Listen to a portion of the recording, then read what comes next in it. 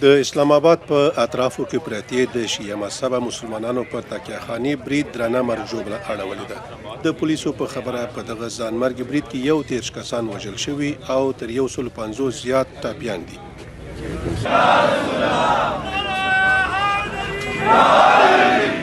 د عیني شهیدانو په خبره د ځینو ټاپیانو وضعیت د اندېښنې وړ دی. په پیښه کې ټپي شوي کسان د اسلام آباد بیلابیلو روغتونونو ته انتقالیږي. تر چاودنې وروسته په اسلام آباد کې روغتیایي بیړنی وضعیت اعلان شوی. د پولیسو ویاند تقی جواد د آلمان خبري اژانس ته ویلي چې ځانمرګي بریدګر د مسجد انګړ ته پلی ورغی. لومړی یې په عمومي دروازه کې پر امنیتي ساتونکو فایرونه کړي او بیا ننوتی او چاودنه یې کړې. د پاکستان لومړي وزیر شهباز شریف دغه پیښه په کلکو ټکو غندلې او د تلفاتو په هکله یې خپله ژوره خواشیني ښودلې ده.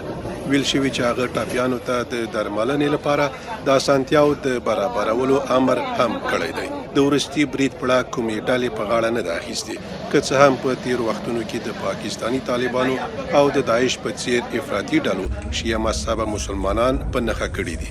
دا راپورټونه هم ورکول کیږي چې په افغانستان کې واک ته د طالبانو تر رسیدو وروسته په پاکستان کې د وسلوالو ډلو ټپلو له لوري تاوتریخوالو هم زور اخیستی دی.